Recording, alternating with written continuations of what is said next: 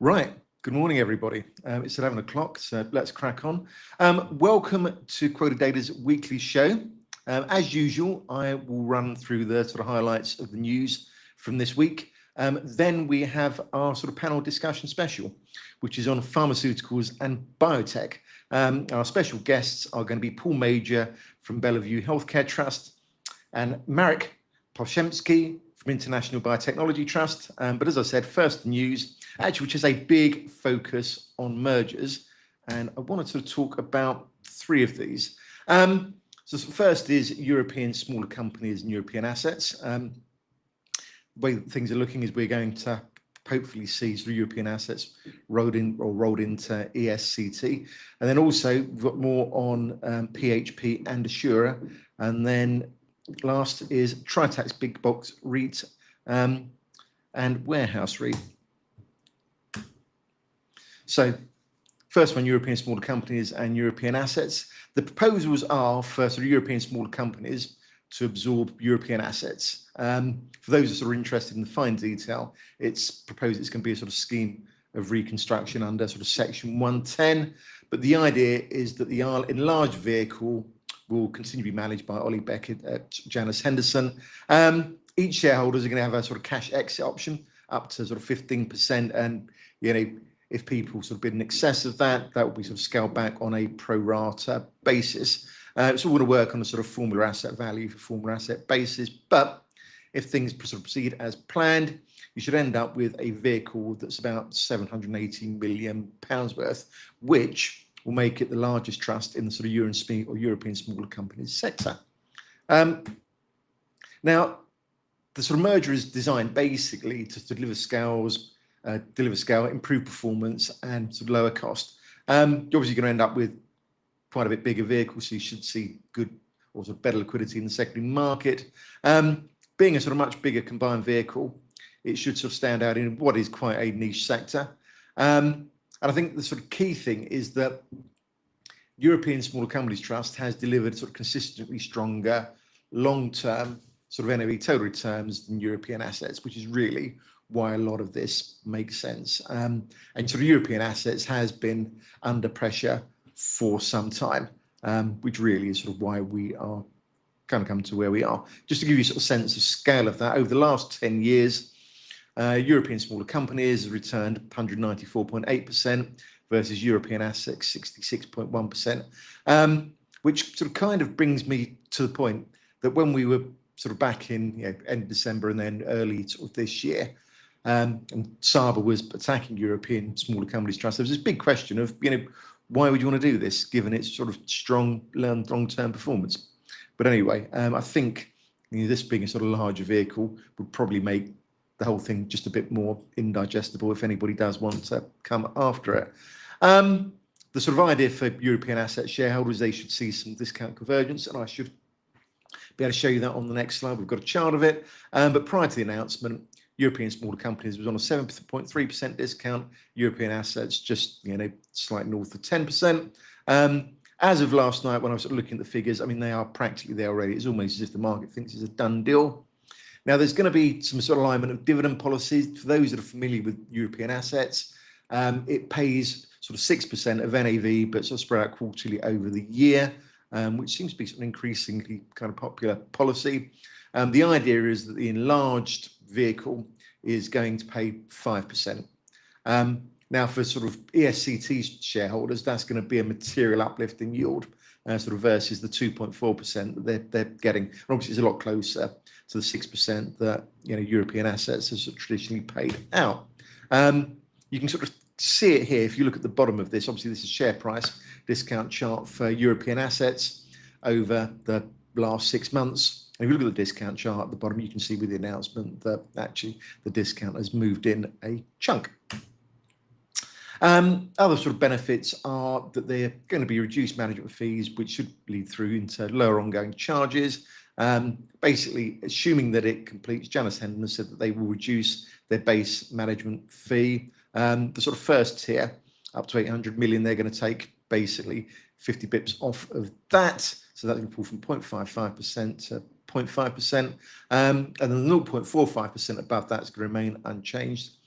Large trust ongoing charges are supposed to be around sort of 0.70%. Now, obviously, that's a fair bit lower than European assets, sort of 1.01%, but not necessarily a great deal different, if anything, potentially higher, but I can't see that happening. The sort of 0.67% that ESCT had at the end of last year. As sort of part of this, Janus Henderson has said they are going to make a contribution. So whatever assets transfer over from EAT, they will basically rebate their sort of management fee for 9 months. And the idea is that with the 2% discount on the sort of cash exit option, overall this should actually be sort of cost neutral or near neutral for both sets of shareholders. But I think if you can see the sort of NAV convergence, etc., and the superior performance, much bigger vehicle, this looks particularly advantageous for each shareholders. There is more on this in an article on our website, but sort of shareholders in both can expect a circular in September. Next, I wanted to talk about sort of PHB and Assura. Now, Assura's bid or board is now recommending improved bid from PHP. The idea is that Assura shareholders will now receive 0.3865 new PHP shares and 12.5 pence in cash, and they're also going to get a special dividend of 0.84 pence per share. You roll all these together and basically it values Assura at 55 pence per share, which is a 2.2% increase to the value of its previous offer. 47.1% premium to Assura's closing price before the whole offer period started, and it's a 9.1% premium to Assura's NAV. It's also a sort of 9.1% premium to the other bid from sort of KKR Stonepeak, and their sort of best and final cash offer was 50.42p, and this is quite a sort of chunky uplift on that. The way this is actually going to work, Assura shareholders will actually end up with about 48% of the combined group's asset. I've got a quote here from our sort of Richard Williams, our property analyst, which he describes as a great result for Assura shareholders. Obviously, many real estate and real asset companies have been taken out privately at sort of discounts to NAV. This is getting a chunky premium, and probably for a lot of Assura shareholders who have been pushing for the merge with PHB, because of course it will still be at discount and there's still the opportunity to sort of crystallize some of that uplift. This is probably a good result from them. The one, I think, cautionary thing is that the combined group will still have quite a large debt pile over sort of 50% loan to value. That's going to require, a sort of larger number of disposals to bring it down to the sort of 40-50% target range that PHP has. Next one, Tritex, Big Box REIT and Warehouse REIT. So the proposals are that Big Box is going to acquire Warehouse REIT. The deal trumps current Blackstone offer. If it goes ahead, Warehouse REIT shareholders are going to get 0.4236 new sort of Tritex Big Box shares and 47.2p in cash. Warehouse REIT shareholders are also going to retain the sort of 1.6 pence quarterly dividend declared for the 25th of July, and they're also going to get the next one on the 6th of October. But if you roll these all together, basically it gives you a value of 111 pence per Warehouse REIT share, 114.2 including the divs. Whole thing values Warehouse REIT share capital about 485 million, which is a sort of 38.6 premium to the sort of closing price before all the bidding commenced. And it's also around a 5% premium to the Blackstone offer. It is a small discount to the last reported sort of EPRA NTA of 128 pence. But I think overall this is a sort of very good deal. Once again, asked Richard Williams, I've got a couple of quotes from here. He basically says the Blackstone deal was substantially undervaluing the company, and obviously this doesn't. And the other thing is, just to sort of go back to what I was saying about PHP and Assura, it is the second time in a week that a listed peer has come in and seemingly beaten off competition from private equity bids following the PHP recommend offer for Assura. In his view, may long it continue. We've seen too many REITs taken out by private equity on the cheap. And as I say, there's lots more on these stories and others on our website. But really now I want to move on to our sort of panel discussion. Obviously, there's a disclaimer here. Please take some time to read that. But now I'd like to bring on Paul Major from Bellevue Healthcare Trust and Marek Poszepczynski from International Biotechnology Trust. We're sort of really excited to be doing this. Sort of welcome both, and thank you for joining us today. In sort of no particular order, to kick things off, could I ask, Paul, just could you spend sort of a few minutes introducing yourself and the fund, and perhaps tell us why this is all interesting now? Sure. So I'm Paul Major, co-manager of the Bellevue Healthcare Trust. So we run an unconstrained broad healthcare fund, so we can invest in any subsector of healthcare. And we have a thematic approach to investing. We essentially invest into companies that we believe will play a pivotal role in delivering the products, technologies and services needed to transform healthcare to make it fit for purpose in a world with an aging population. I think it's obvious to all of your viewers that healthcare systems around the developed world are struggling to cope with the increased demand that an aging population offers, and we're struggling to pay for the services that we have. But the great news is that you could deliver all of this in a much different way, and that is a philosophy that underpins what we do. Marek, could you do the same, please? Absolutely. Thank you for having me here. So let's start with International Biotechnology Trust, focus on mainly biotech, as the name obviously says. We've been around for 30 years and outperformed in the last 1, 3, 5, and 10 years versus the Nasdaq Biotech Index. And our focus is to invest and try to garner the kind of innovative end of the pharmaceutical developments. So we have a strategic approach of trying to have a balanced portfolio between large caps, mid caps, small caps, but also in therapeutic areas, and have specific risk mitigation strategies. Try to avoid binary events and wiping out of some of the companies that sometimes happen when you have a failed clinical study. And that's our approach to try to garner the upside of biotech, which Paul also mentioned, the demographic shift we have in the world. And I think that is the future. We need more drugs coming to the market, simply put it. Brilliant. Thank you for that. Obviously, I was saying it's sort of quite an interesting time. The sort of whole sector has faced some quite notable headwinds in recent years. And obviously, there's been quite a shifting landscape in the sort of US, and that's a sort of very important market. But equally, obviously, there's lots of signs of sort of progress and opportunity. Perhaps to sort of kick things off, a lot of people have been talking about AI. It's a very popular topic at the moment. There's been talk about how it can be used with sort of drug discovery, sort of in diagnostics, in other areas of documentation, patient comms. Just from through your perspective, I mean, how do you think this is really sort of changing the sort of opportunities for your portfolio companies, and sort of how are you thinking about it in terms of the sort of your portfolios? Perhaps going to sort of throw that to Marek first. Okay, thank you. So to begin with, my background is within industry. So I did my 15 years, first 15 years working within industry. A lot of investments were in computers, and whatever it was called, now it's rebranded to AI. But computer power has always been a very big part of drug development, because you really need to have that when you kind of screen for drugs. And we believe at IBT that diagnostic is a big thing also when it comes to patient selection, etc. Drug trials, you can maybe potentially accelerate those, and it will enhance drug development in general, and hopefully we will have fewer failures in toxicology studies, etc. So which means that we will probably have productivity improvements and thus hopefully better profits for the biotech industry and pharma in the long run. Okay, thank you. Paul, have you anything you sort of add to that?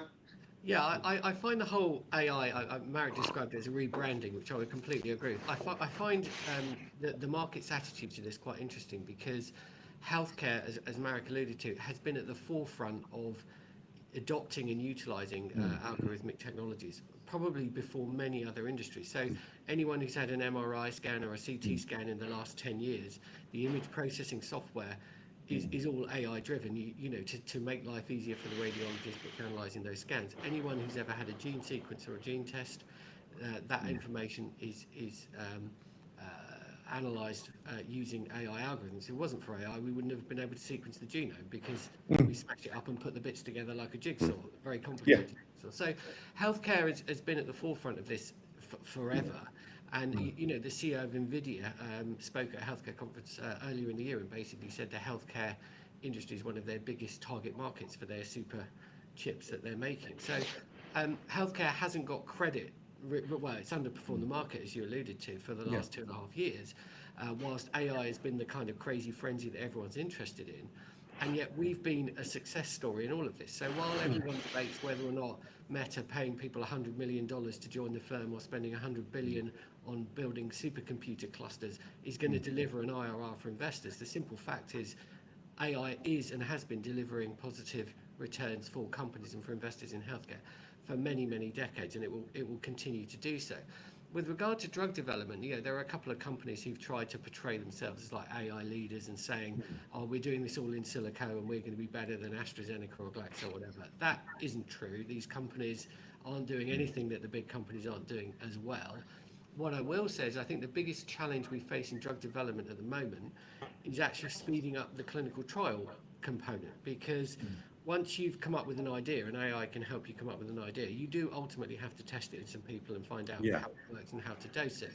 And the biggest challenge I think the Western pharma and biotech industry faces right now is as soon as you come up with a new drug or a new idea, you present it at a medical conference, you file patents, everybody knows about it. And what's happening at the moment, time and time again, is Chinese companies who have looser rules for clinical trials. There's more Chinese people, there's more Chinese hospitals, there's more Chinese PhD students. They are catching up with Western ideas and accelerating them through clinical development faster. So the big pharma companies are now going to China to get products that they license for phase 2 onwards and things like this. And that has been one of the big pressures on the valuations of, I think, Western biotech companies, that people feel they're running a race with their legs tied together. And I think we really need progress from a regulatory perspective to level the playing field a bit and make things easier for Western companies to maximise the value of their IP. And AI will play a role in that, in the sense I think regulators can use virtual tools to be more confident about progressing things through to human trials faster. I know it's a very long answer, but I think it's an important point. No, I think that is really, really interesting. I guess it sort of plays into kind of the sort of next sort of area I wanted to touch on, which was the sort of regulation. Obviously, there's been quite a shift in the US. These companies sort of tend to be quite global, or if they're not, their products tend to be sort of inherently global. And the US is a big, important market. The FDA is very important. A lot of other regulators look to sort of what it does when they're formulating their own decisions, etc. I mean, under this sort of administration, which has appeared to be trying to reshape the FDA, what does that really mean for, I guess, the sort of sector? What does this sort of mean for your portfolio companies? Perhaps sort of start with you, Paul. Yeah, so this is an enormous area of focus for us. Lots of frustrating time wasted. I've spent more time with lobbyists in the last 6 months than I think I have in the 30 years I've been doing this job. And their insights into what the Trump administration thinks are no better than anyone else's, because I think the question on most people's minds is, does the Trump administration think, or does it just react to things that happen, or pick an idea that it likes today? The reassuring, and again, this is one of the things I think investors are very worried about. I think the reassuring things that we can point to is, you know, since the chaos of Elon Musk and his chainsaw in the early part of the year, what we can see is that there has been a lot of turnover at the FDA, but we're not seeing companies missing approval deadlines. We're not seeing companies reporting difficulties dealing with the agency. We're not seeing an anti-science agenda, which is some of the more hyperbolic left-wing media stuff we got when the election first happened. Yeah, these people don't want science. That's categorically not true. And I think it will take a period of time of seeing nothing's really happening that's bad for people to feel reassured. The other thing I would say is that the FDA leadership, Makari in particular, has talked a lot again about things like AI and improving the tools that the agency deploy to manage the huge amounts of data. There's about 5 million pages in a new drug application. So it's an enormous thing to process, and you're interacting with the agency at every critical step. So you finish a trial, you publish the results, you speak to them, they decide what happens next. All of that can be streamlined and managed better, and they are keen to put the investment in to give the tools to the people that work there to be able to do that. So this may be an unfashionable view, but I'm actually quietly optimistic about the future direction of the agency under its current leadership. Yes, it's less pro-industry in the things that it says, but I don't think objectively that's a bad thing. And as long as we don't see slowdowns or deadlines being missed, I think there's nothing to be concerned about. Okay, and probably just related to that, given that obviously you've got to get regulatory filings in a whole number of jurisdictions potentially, presumably from what you said, AI can probably help you move the documentation through that as well. Is that sort of fair comment, or? I think every regulator is different, and it will be interesting to see how quickly they move. Again, the UK, we're a big biotech centre for research, and before Brexit, the European regulator actually based in the UK. Now it moved back to the continental Europe, but a lot of the people that worked there stayed here. So the MHRA, which is the UK equivalent, we have an opportunity, and I think we demonstrated this during the pandemic with the rapid approval of COVID vaccine. We have the opportunity to carve a path to be really pro-innovation, and so I'm excited about the potential for the UK to move in a similar direction. I think clearly, I've already spoken about China. They've got their eye on the prize. They're very pro-industry, which is great for them, less good for us. As regards the European regulator, I mean, generally things in Europe move very sclerotically, so I'm not too optimistic there. Okay. So Marek, I guess sort of same sort of question really. How are you sort of seeing the impact, particularly say in the US, but actually I guess more sort of broadly in Europe, with the sort of regulatory shifts?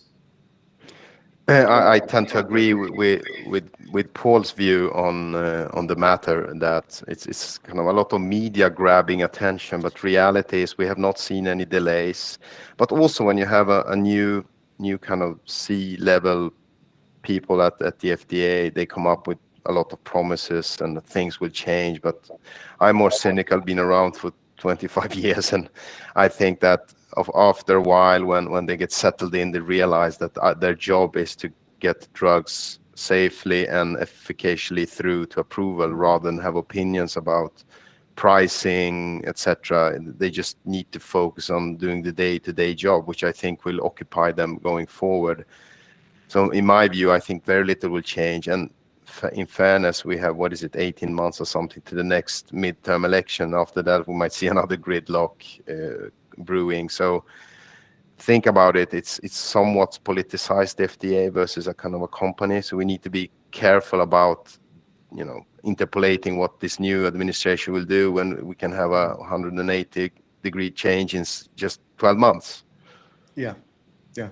I guess sort of related to that, I mean, you picked up on price controls, which is something that, the Trump administration has made a big deal of, which if anything sort of feels slightly unusual coming from, sort of Republican administration. But I guess sort of based on what you've said already, do you think, because we've heard about this so many times before, I mean, is this a thing? Is this really going to have much of an impact? Will it make a difference this time? I don't know. And sort of how does that play out for your portfolio?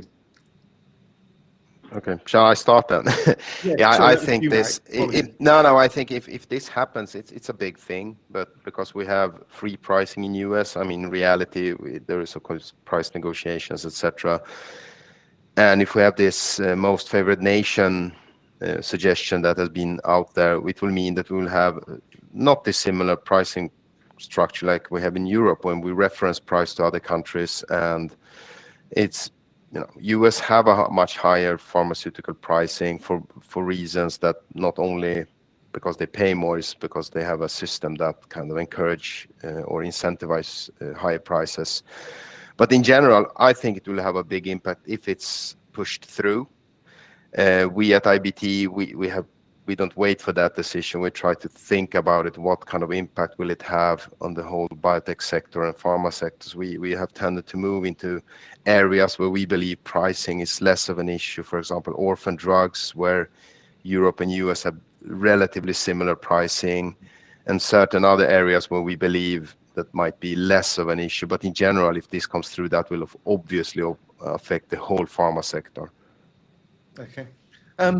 Paul, I'm getting a message from text. I don't know if you can perhaps speak a little bit sort of close to your microphone. Apparently, you're a little bit faint, and obviously everybody wants to hear what you're saying. If you sort of got anything that you would add to that?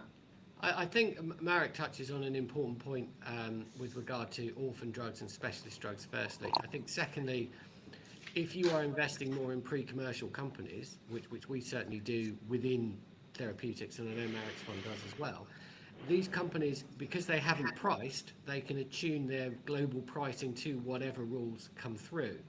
But there's a more practical question, which is how serious is Trump about this most favoured nation thing? Let's not forget, this isn't new. He tried this in his first administration. It didn't go anywhere. If you read the executive order from May the 12th carefully, what it basically says is, I direct federal agencies to come up with a plan, and they are to tell us what this plan looks like by the 11th of June. Now, I make it past the 11th of June, and nothing happens.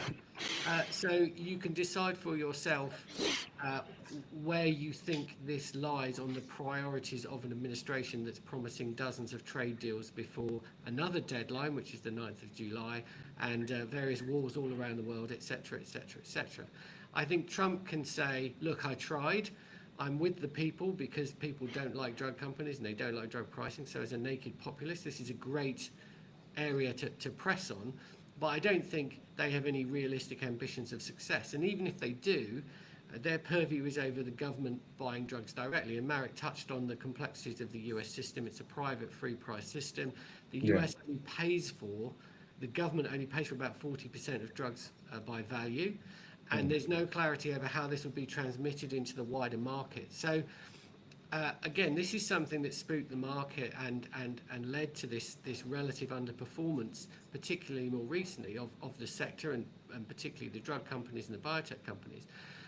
But it feels incredibly hollow to me. And, you know, we haven't spent very much time analysing this because there is nothing to analyse. It's just a very nebulous idea. And I agree with Marek that the sensible thing to do as an investor is to focus on companies that you are confident fall outside of this, because the value of their products is so clear that they price them pretty much the same all around the globe anyway. Yeah, well, that makes a lot of sense. I mean, both of you in your answers, you sort of picked up on this about sort of areas that, you know, obviously you're avoiding, areas that obviously you're leaning into more. I guess sort of probably a key question, I'll throw this to Marek first. I mean, perhaps what are the sort of really exciting areas that you're looking at? Where are you sort of seeing perhaps the sort of really big opportunities at the moment? It's a really good question. I think Paul mentioned something earlier regarding the China is kind of very quick on reacting on you know, when you have a publication somewhere. And I agree with Paul on that China is taking the early stage kind of, pharma is buying early stage projects because they can get it cheaper from China than paying US or European companies. But what we have seen of lately, and as I previously mentioned, orphan drugs is one of the area which we, because you address a high medical need, you're often the only drug around and people are willing to pay for it. And secondly, what we have realized, but just to mitigate our strategy, is there's a lot of companies, biotech companies, that have managed to pass through phase 3. We have not seen it for a while now. And we believe they might actually launch themselves. And this is the area which is very interesting at the moment, we see, because also the previous Paul mentioned, as I agree with, they can price the drug accordingly because they have the global rights. They don't need to launch in Europe. Sadly enough, I think the consequence, if this ever will be implemented, Europe will have a lag in launches because US is the main market. I think 50% of global sales, probably 60-70% of profits. And this is the area we like. If you look at our top 10, you can see the majority of companies are relatively mid-sized, but also relative innovative, and they will hopefully launch themselves or be acquired. And this is the area we like to be at the moment. Of course, that might change depending on the kind of macro environments and the political shifts that's ongoing. It's a very, very fluid market at the moment. Yeah. Obviously, Paul, your portfolio's got a sort of different shape. I mean, where are you seeing those sorts of opportunities? I think Marek touched on diagnostics. Diagnostics has, and I think always will be, a big focus for us, because if you think about healthcare as a kind of a bit like a sausage machine, you go in one end and something comes out the other. The first part of this is working out what's actually wrong with you, and it's worth bearing in mind that $1 in 4 spent in healthcare globally is wasted. And a large part of that is administration, which can be simplified with AI and various tools we've already touched on.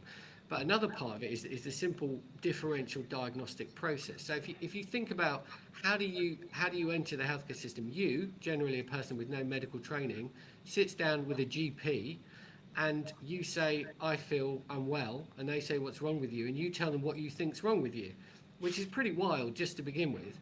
And then they send you on a discursive journey through various other people and other tests to work out what's wrong with you. Now, if you look at this completely objectively from a scientific point of view, everything that's happening in your body, good and bad, is molecular switches coming on and going off. And there are signs of that activity through the body, either genetically or with various other signaling molecules. And increasingly, we can pick these things up very quickly. And we can also increasingly test samples in real time from real biological fluids. So some of this stuff is pretty amazing in terms of the differences it can make. I'll give you just a very simple example. If you think about sepsis, you get bacteria in your blood. If you don't treat it aggressively within the first 24 hours, you will die.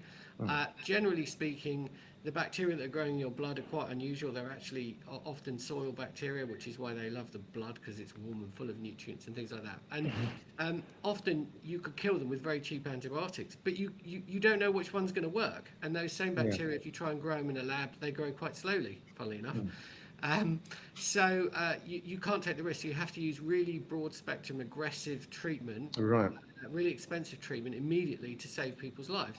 There are actually machines you can buy now where you can take a sample from the blood and it will tell you in a couple of hours, what the bacteria is and also what antibiotics will respond to it. And that can save lives and tens to hundreds of thousands of dollars. So those sorts of innovations in diagnostics, point of care, risk mitigation for things like cancer and all these different things, they are going to transform healthcare.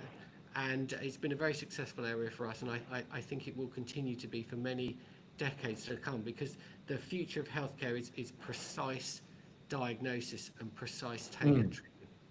Okay. Perhaps we just to come back to the opportunity set.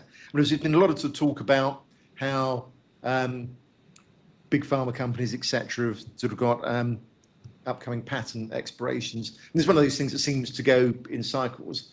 Perhaps if we sort of start with you, Paul. I mean, I guess where do you kind of sort of see the opportunities and threats there, and how's that sort of affecting your portfolio? I imagine I'll sort of ask Marek next. He's probably coming from it from a sort of quite a different perspective. But let's say if we start with you, Paul, where do you see that going? Yeah, it's been an interesting couple of years in this regard. So as a rule of thumb, 1 in 3 products launched by big pharma has been innovated elsewhere. So either in license from a biotech company or a biotech company is acquired. Over the last couple of years, there hasn't been very much M&A in public markets. A couple of reasons for that. One is under Biden, the FTC was pretty aggressive. That's gone now, hopefully under Trump. The second reason is that the VC market, the biotech IPO market basically collapsed, and lots of VCs found themselves trying to wind up funds, and they were long a biotech company they couldn't shift. So you saw discounted valuations for private assets for the last couple of years, and so a lot of the M&A's kind of been there. But I think the longer time goes on, the more pressing it becomes to do some really banner deals, because as you alluded to, there are some very, very substantial patent cliffs coming up for some very large companies, Merck, Bristol, and so on. And they've got to do something. And I think there's also some very, very large target markets across cardiovascular, respiratory, next generation obesity and weight management, which is a market that doesn't really exist yet, the second bit. These are very, very attractive to big pharma, and there are some very interesting companies in the biotech space, and valuations across those spaces are actually surprisingly differentiated. So some look very expensive, some look incredibly cheap. So we are obviously exposed to that, and I think on a 2-year view, we bet on a much higher level of M&A than we've seen over the past 2 years, because there's no other obvious solution for these guys. Yeah. So what are your thoughts on that, Marek? I mean, presumably this is potentially quite a big opportunity for your space. I concur with Paul regarding that pharma needs to do something. And one way that happened 15 years ago, that we had massive consolidation with big pharma kind of acquired each other. It didn't pan out very well, but doesn't mean that they will not try it again. It's 5th time maybe or something. They will try it again probably, because sales are dwindling and patents are running out, and these late stage biotechs have not been picked up, which we have thought would be. And as Paul mentioned, we had during the COVID pandemic, we have an overinvestment or too cheap money coming in, and biotech, the XBI index, which is the small cap index, went up 150% in 9 months, I think, and then corrected 70% in the consecutive 9 months. It's not healthy for the industry to have that behavior. And since then we have had basically 5 years of plateauing, which means that we have consolidated, digested a lot of these companies that probably shouldn't be there. And I read in a note recently from a bank that around 20-25% of companies were valued below cash a couple of months ago. I don't think that have changed materially since then, because biotech is basically in the same levels. So that's interesting. We have a productivity cleanup at the moment ongoing. So I'm very much positive, like as Paul said, that we will see M&A picking up or consolidation, but something will definitely happen. Okay. I guess sort of related to that, are you sort of seeing, or obviously we've had this feast in terms of sort of financing, and now it's moved to FAM. Can you kind of sort of see that normalizing at all? And I just wanted to pick up on the sort of point that Paul made about VC sort of funding collapsing, which obviously related to this. You kind of figure obviously this may create more sort of opportunities for sort of your kind of companies to buy into these sort of opportunities equally. Perhaps if there's not the funding in the first place, they don't even get there. So I guess, what does that mean for you?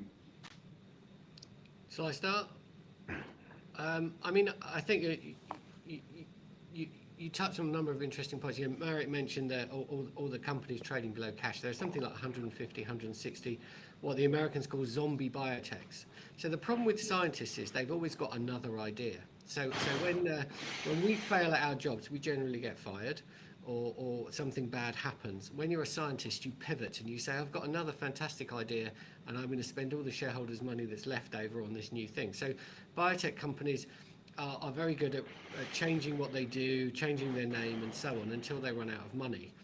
And there are a lot of companies, as Marek alluded to, that came to the market post-COVID on the excitement around, healthcare saved us all, that should never have got the amount of money they got, or maybe shouldn't be public companies because they're too early in the process, and they need to be cleared up. So for the first time, I think ever, certainly in my recollection, we're actually seeing some of these turkeys voting for Christmas, winding themselves up, giving money back, or turning themselves into cash shells, which actually is an alternative to the VCs not being able to IPO. So you can effectively merge your non-public biotech with a cash shell, and then you get a listed entity with some cash and hopefully a newer, better idea.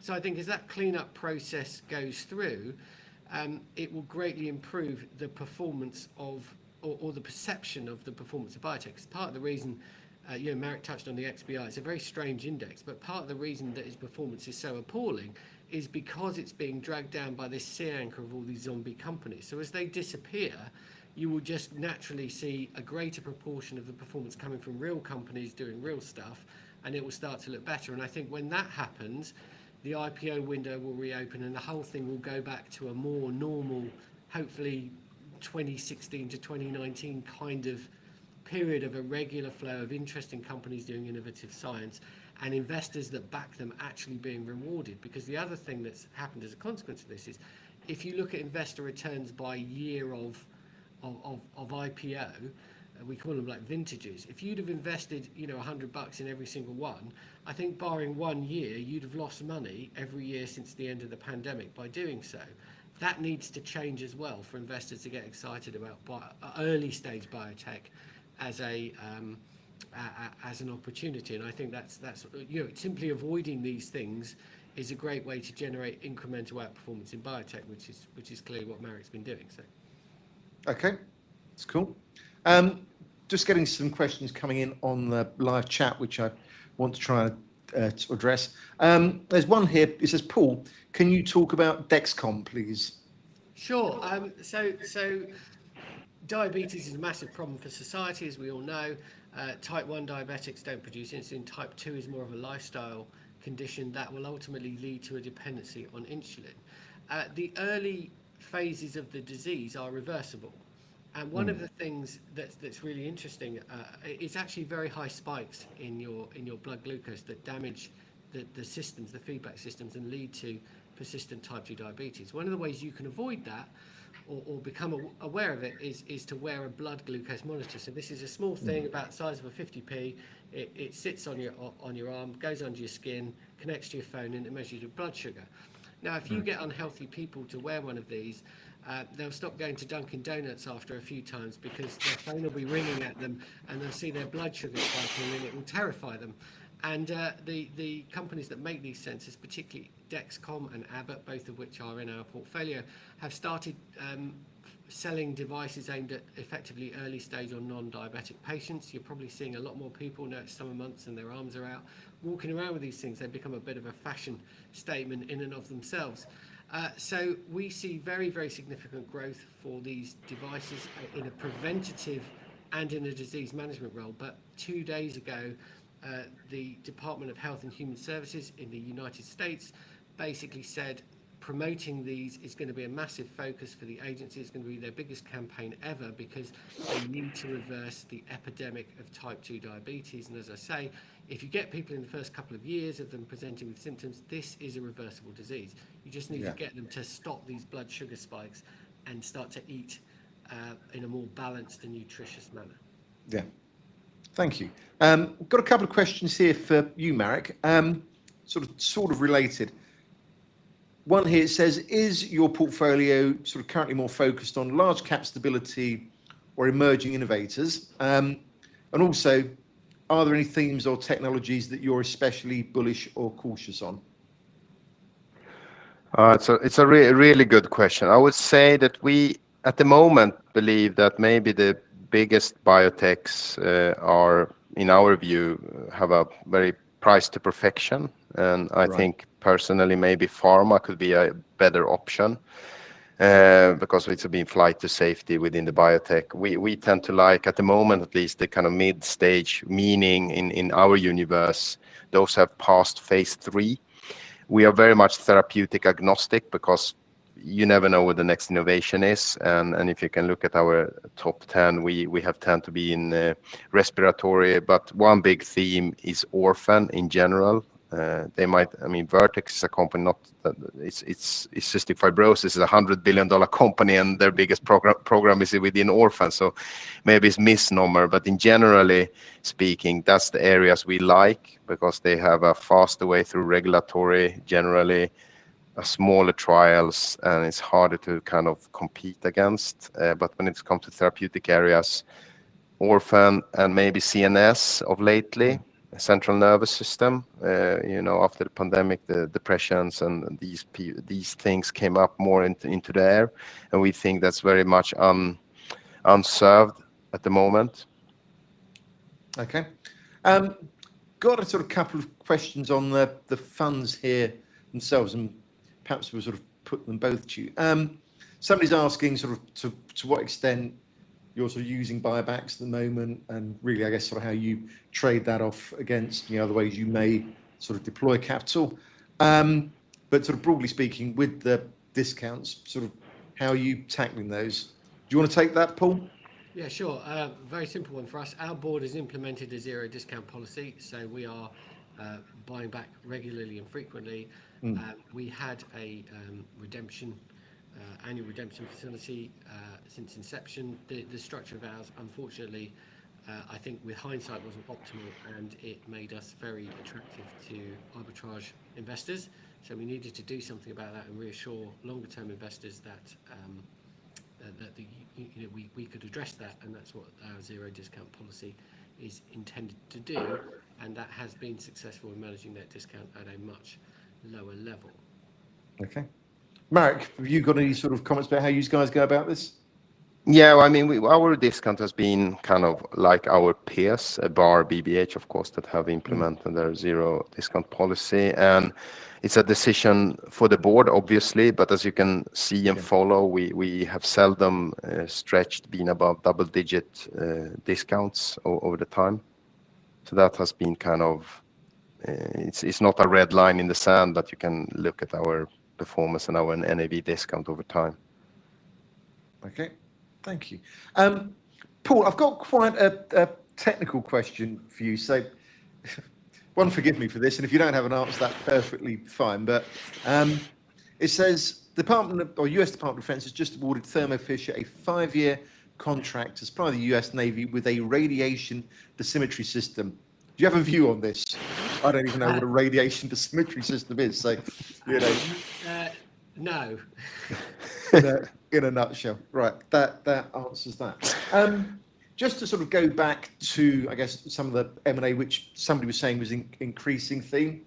I mean, do we think that the sort of way the market's evolving are sort of companies perhaps getting more bolder, or are they very much still sort of bargain hunting? Do you want to take that, Marek? Yeah, definitely we can see pharma companies bargain hunting, and that is reflected in the premiums being paid.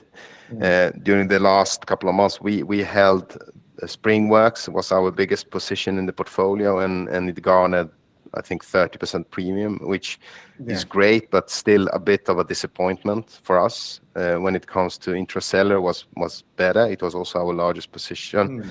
But as you can see of lately, the premiums have been quite small. And considering the correction we had in the biotech sector, it's still the premiums are relatively small.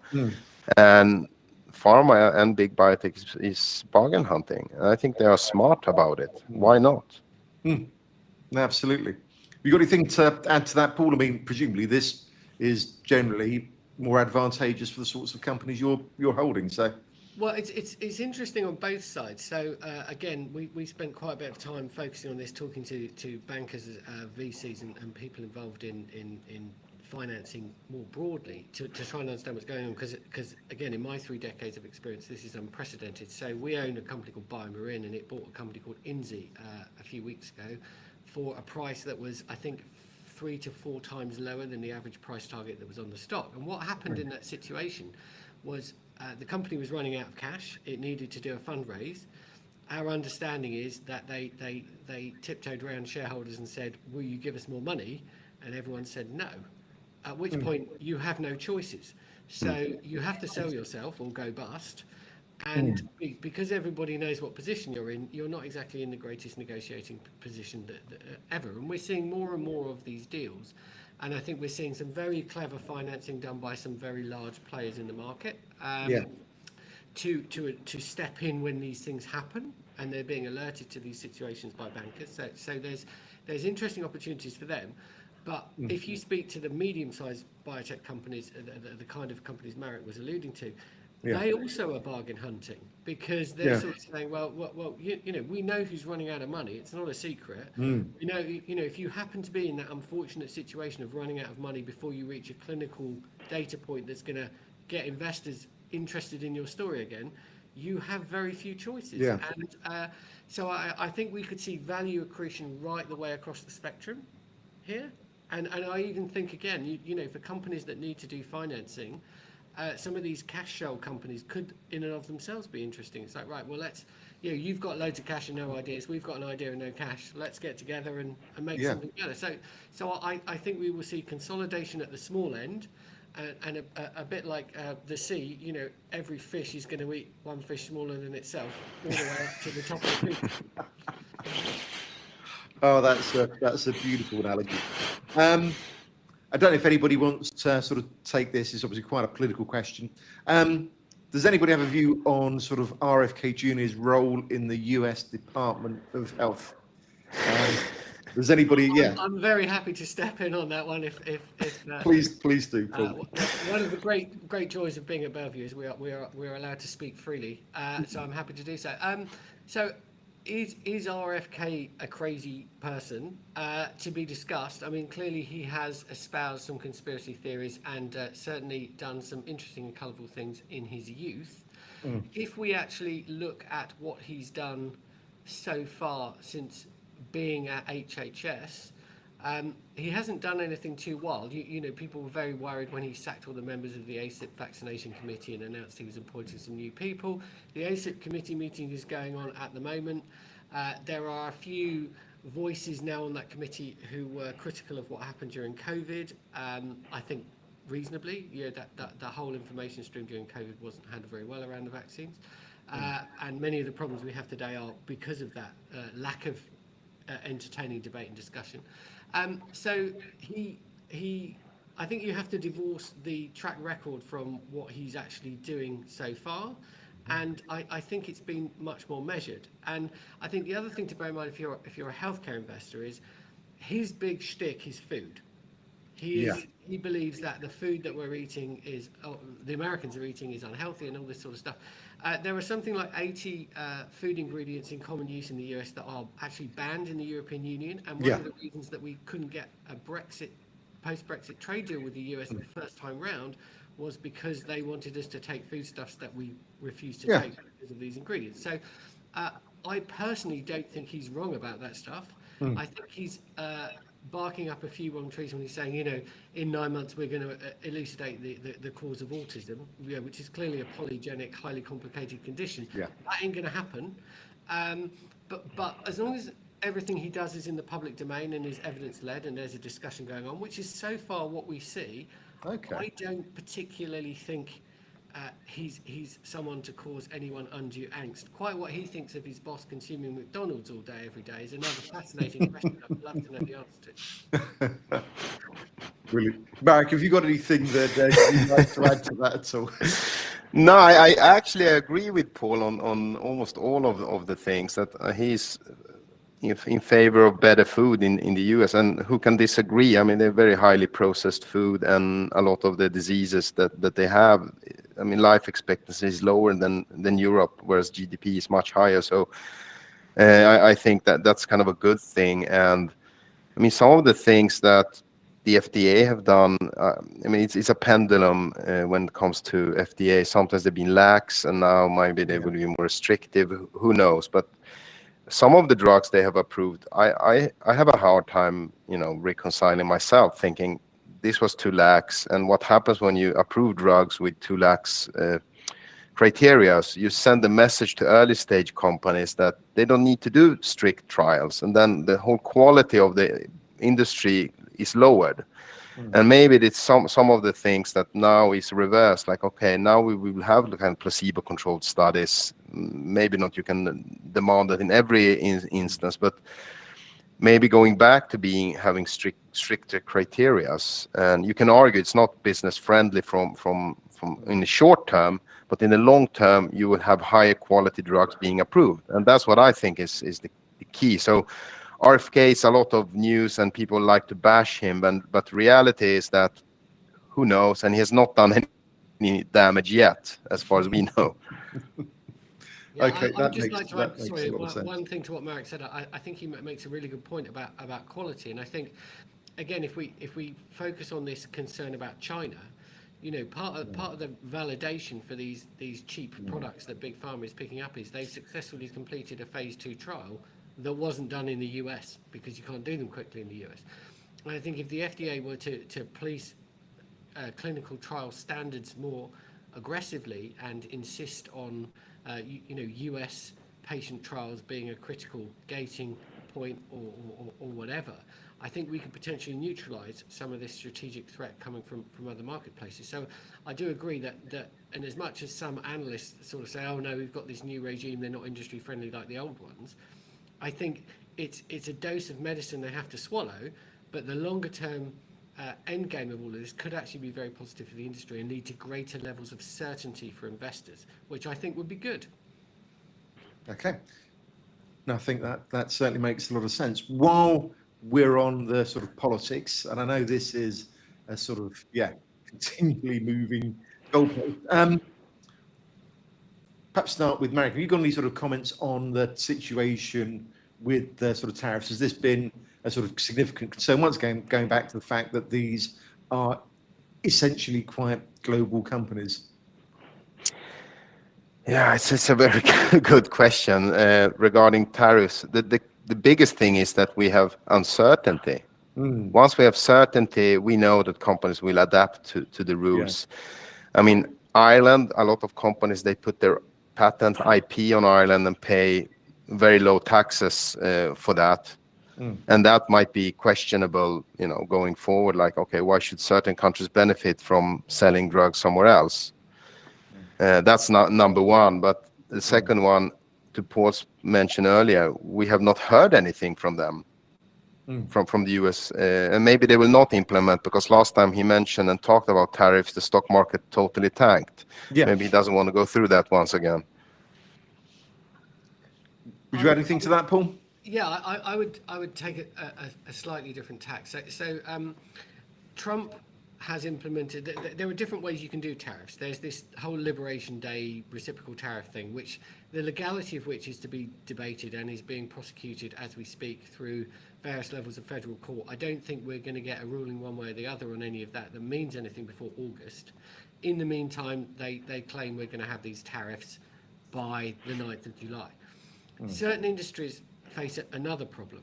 So there's something called the Trade Liberation Act, and it has a section called Section 232. And if Congress rules that there's a national security implication from an industry, then the president has carte blanche to impose tariffs. So this has happened on steel and aluminium. They were 25% under Biden. One of the first things Trump did was raise them to 50. So Trump has requested 232 investigations into two industries on national security grounds. One is semiconductors, which is wild because I think 80% of the global semis market is the US, but they only make 40% of the chips. I can't think of anything that doesn't have a microchip in it. So that's a pretty crazy area to prosecute. The other one is pharmaceuticals. Now, Marek touched on IP and royalties and Ireland and all these sorts of things. I think the reality of this is that what you price ingredients at, where you mark them up from one stage to another, when you put the powder in a capsule or blend it or whatever you do, is all up for a lot of gamesmanship. And most of the profits come from the IP royalties, which are paid by the selling company, so the marketing bit at the end. So, pharma companies have very high gross margins, 85, 90% in many cases. If you think about 20-30% tariffs on that, it's actually a small percentage of overall EBIT. I think you can gain this. I think the pharma industry has done a fantastic job of pointing out that pharmaceutical plants are complex and you can't just implement this, tomorrow and then expect things to change. It will take a period of time. And many pharma companies are very cleverly committed to either reiterating previous capex in the US or adding more capex in the US. So I think the biggest issue is uncertainty right now. We know this report is going to come. We don't know when, we don't know what it's going to say, and we don't know if it's going to lead to tariffs at the end. But I think there will be a positive or non-scary resolution of this in due time. You've just got to wait. Okay. I'm just so conscious of time. We're coming up to the hour. This has been really interesting. We've covered a sort of heck of a lot of ground. Really, just before we finish, perhaps if I sort of start with you, Paul, just sort of tell us really why sort of BBH and why now? Yeah, sure. Well, I'd certainly do the why now, and then you know, as I say, we're a broad healthcare fund, so we're across the spectrum. But if you look at healthcare, it's underperformed over the last 2.5 years, the wider market by 50%. The tariff situation appears more complex, but probably isn't. And many of the things that people are worried about, you know, we talked about the FDA, we've talked about regulation in the US, politics, all these sorts of things. Let's just take a step back. There are ever more people in the world. GDP per capita across the world is rising. Once you have food in your belly and a roof over your head, you have the luxury of worrying about staying well. So as countries industrialize, they consume more healthcare. People are getting older.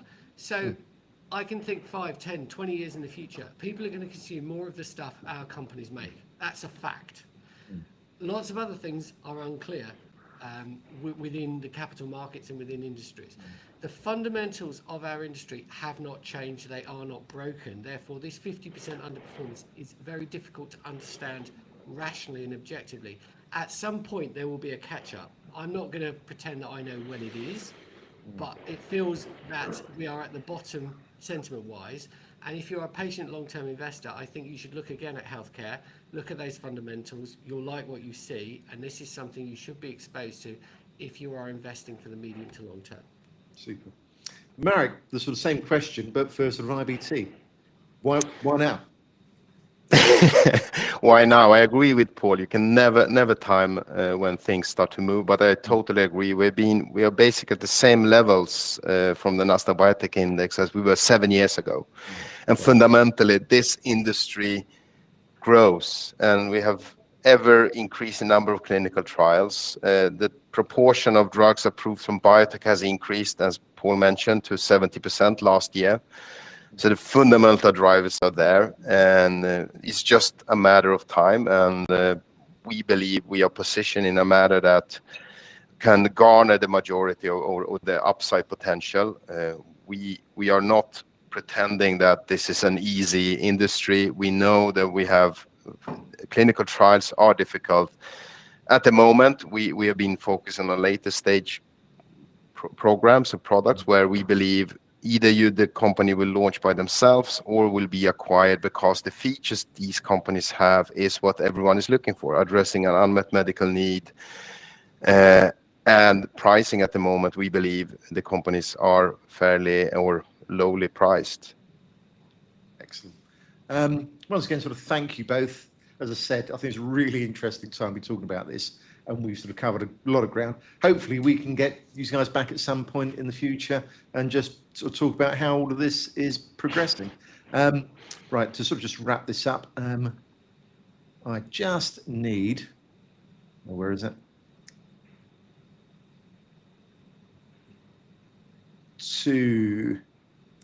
Just remind you all to pop back next week when we are going to have sort of Andrew McHattie doing his usual sort of monthly roundup for sort of what will have happened in June. And we've also got Hamish Maxwell from Scottish Mortgage as next week's sort of special guest. But in the meantime, thanks to Marek and thanks to Paul, and hopefully see you all again next week. Bye for now. Have a great weekend. Thank you. Thank you. Bye.